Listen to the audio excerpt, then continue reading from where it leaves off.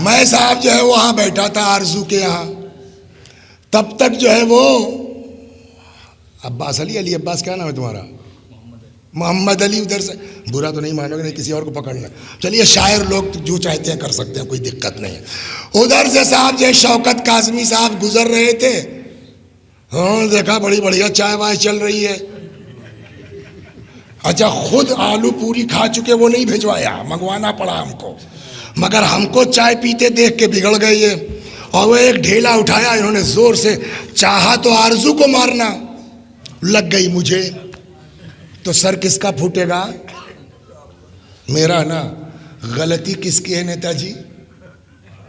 دیکھیں رشتہ داری سے کام نہیں چلے گا، سیدھے بتائیے غلطی کس کی ہے؟ ڈھیلا مارنے والے کی نا۔ تو مارا ہے ڈھیلا شوکت کاظمی نے، غلطی شوکت کاظمی کی ہے، میرا سر کیوں پھوٹا؟ یہ میں جان بوجھ کے اس مثال کو دے رہا ہوں کہ آگے اعتراض کرنے سے پہلے جواب سن لیجئے۔ غلطی اس لڑکے کی ہے نا محمد علی کی، میرا سر کیوں پھوٹا؟ کہ یہاں غلطی نہیں دیکھی جاتی، کچھ چیزوں کا اثر فطری ہے، وضعی ہے، ڈھیلا جس کو لگے گا اس کا سر پھوٹے گا، غلطی کس کی ہے وہ وہاں ڈیسائیڈ ہوگا، سمجھ گئے آپ؟ تو کچھ چیزوں کا اثر کیا ہوتا ہے؟ فطری ہے، آپ کی غلطی ہو یا نہ ہو، ڈنڈا لگا ہے تو چوٹ لگے گی، ڈھیلا پڑا ہے تو سر، یہ سمجھ میں آ گئی نا؟ ایک بزرگوار خود اپنا قصہ ممبر سے بیان کیا، مرحوم سید ہاشم رحمت اللہ علیہ، کہنے لگے میں نے ایک یہودی سے 20 درہم قرض لے لیا، کتنا؟ طے ہوا کہ 5 درہم ہر مہینہ دیں گے، 2 قسطیں 10 درہم دے چکے تھے، اس کے بعد وہ یہودی غائب ہو گیا، بہت ڈھونڈا نہیں ملا، خاموش ہو گئے۔ ایک دن خواب دیکھا محشر برپا ہے، لوگ صراط سے گزر رہے ہیں، صراط کسے کہتے ہیں سر؟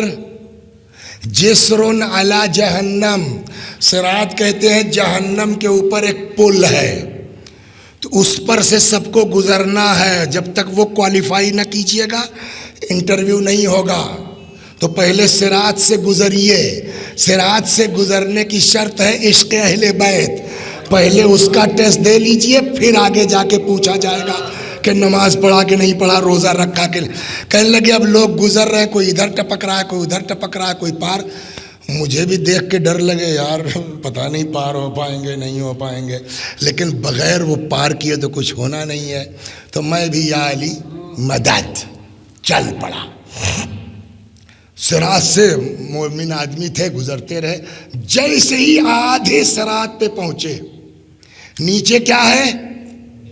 جہنم، وہ یہودی نکلا وہیں سے، مول صاحب، اب تو مولوی صاحب کی حالت خراب ہے نا، کہنے لگا بھائی دیکھو 10 آدھا دے چکے ہیں، کہا بالکل صحیح، کہا یار اس کے بعد تم کو بہت ڈھونڈا ملے نہیں تم، کہا یہ بھی صحیح، کہا تب میری کوئی غلطی ہے؟ کہا نہ آپ کی کوئی غلطی نہیں، کہا تب بھائی جانے دو، کچھ سمجھ میں آیا اس سے؟ یعنی حق والے میں بھی کس صراط ہی پر ہم کو آپ کو روک لیں، آگے بڑھنے ہی نہ پائیں، صلوات پہ غور کر رہے ہیں، یہ ذہن میں رہے مولوی صاحب۔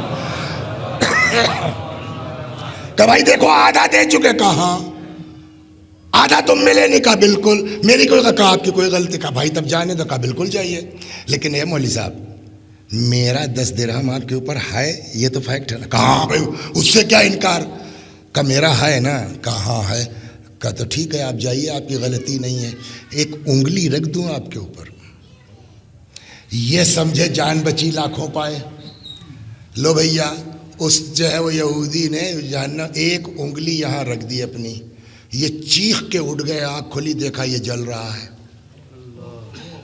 اور اس کے بعد ممبر سے انہوں نے اپنی قبا کھول کے کرتا پبلک کو دکھلایا، لوگوں ہوش میں آ جاؤ، کسی کا حق لے کے اس دنیا سے مت جاؤ، یہ دیکھو اتنا دن گزر گیا ہے، ابھی بھی اس کا علاج چل رہا ہے، توجہ فرمایا آپ نے؟